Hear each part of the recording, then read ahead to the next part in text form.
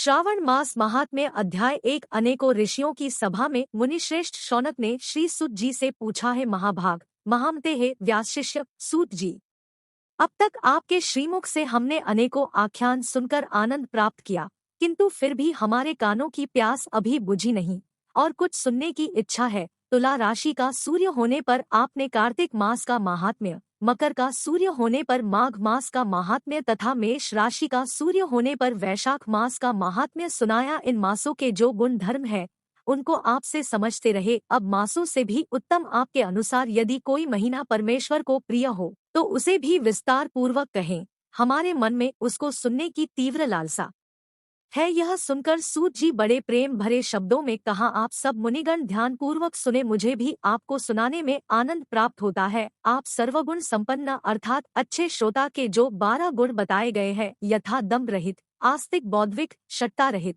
परमात्मा में अटूट भक्ति, भगवत चर्चा सुनने की तीव्र इच्छा, नम्रता, ब्राह्मण भक्त, सुशील स्वभाव, धैर्य युक्त, पवित्र, तपस्वी तथा दोषारोपण रहित सभी गुण आप लोगों में हैं।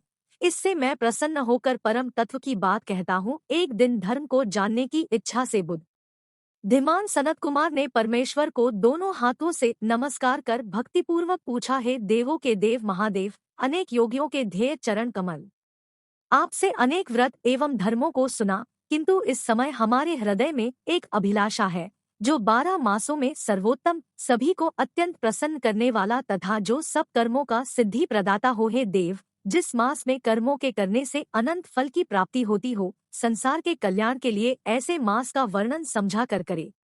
महादेव शिव ने सनत कुमार से कहा, है ब्रह्मपुत्र सनत कुमार, आपकी सेवा तथा भक्ति से प्रसन्न होकर मैं एक अत्यंत गुप्त बात कहूँगा। 12 महीनों में श्रावण मास मुझे बहुत प्रिय है। पूर्णिमा को श्रावण नक्षत्र का योग हो जाने से ही इस मास का नाम श्रावण कहा गया है, जो श्रवण मात्र से ही सिद्धि देने वाला है, इसीलिए इसका नाम श्रावण नाम है। इस मास के धर्मों की गणना करने के लिए भूमि पर कोई भी समर्थ नहीं है। इसके संपूर्ण फलों को कहने के लिए ब्रह्मा जी हुए और जिस श्रावण मास का महात्म्य को देखने के लिए इंद्र हुए और जिसके फल को कहने के लिए भगवान अनंत ने 2 सहस्र जिह्वा धारण की है। मुने दूसरे मास इस मास की एक कला को भी प्राप्त नहीं कर सकते। संपूर्ण श्रावण मास धर्मरूप और व्रतरूप है। इस मास में कोई भी दिन शून्य नहीं देखा जाता। यहाँ पर मैं जो कह रहा हूँ वह भौतिकता से दूर हूँ। आथा जिज्ञासु भक्त, दुहखी, बक्षु और अर्थी, इन चारों जनों द्वारा अपनी अपनी अभीष्ट सिद्धि हेतु यह मास सेवन योग्य है। सनत कुमार बोले, हे प्रभु, आपने अभी कहा है कि इस मास में कोई भी दिन व्रत शून्य नहीं है। हे श्रेष्ठ, उसे आप मुझसे विस्तार पूर्वक कहे कि किस तिथि में कौन सा व्रत किस वार में होता है और उस व्रत का अधिकारी कौन है, फल तथा विधि क्या क्या है, किसने इस व्रत को किया और उद्यापन विधि क्या है, देवता एवं पूज्य कौन है, पूजन सामग्री में क्या क्या वस्तु होती है, प्रधान पूज्य किसका है, जागरण विधि क्या है, किस व्रत का क्या समय है। हे प्रभु, वह सब आप मुझसे कृपा करके कहे। आपको श्रावण मास कैसे प्रिय हुआ, इसे पवित्र किस कारण से कहा है, इस मास में कौन सा अवतार उत्तम माना गया है और कौन सा अनुष्ठान करने योग्य समझा गया है। हे प्रभु, हे दयालु, आप यह सब प्राणियों के उद्धार हेतु मुझसे कहें। रविवार, सोमवार, मंगलवार, बुधवार, बृहस्पतिवार, शुक्रवार तथा शनिवार को जो व्रतादि किए जाते हैं वे भी कृपा कर मुझसे कहे। आप सबके आदिकारण होने से आदिदेव भी कहे जाते हैं। समस्त देवता आपसे छोटे होने के कारण आप महादेव कहे गए हैं। पीपल के वृक्ष में ब्रह्मा, विष्णु तथा आप शिव तीनों का निवास सबसे ऊपर व ऊंचा है। आप कल्याण रूप से शिव माने जाते हैं। पापनाशक होने से आप हर माने गए हैं। आदिदेव होने से आप श्वेतवर्ण हैं। कर्पूर वर्ण के सामान गौर वर्ण होने से आप आदिदेव हैं। पहले गणेश जी का अधिष्ठान रूप 4 दल का मूलाधार नाम का चक्र है।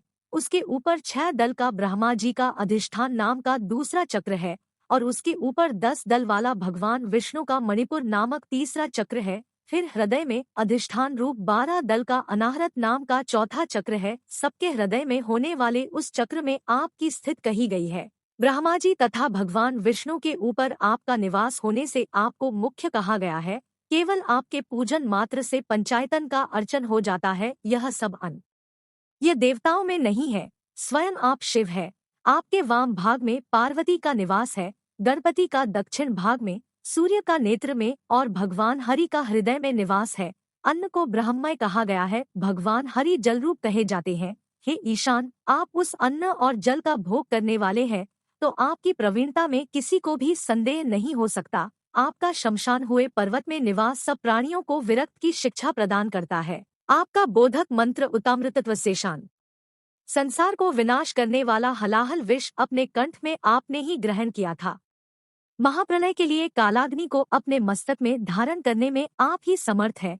विश्वस्वरूप कामांत कुएं में गिराने के कारण कामदेव का वध आपने ही किया था। आप ऐसे महत्वशाली हैं कि आपके यश का वर्णन करना आसान नहीं है। मैं आपकी स्तुति के लिए यदि करोड़ों बार जन्म लेकर भी आपकी स्तुति का वर्णन करना चाहूँ तो भी मैं समर्थ नहीं हो सकता। आथ से दया में मेरे प्रश्नों का उत्तर देने की कृपा करें।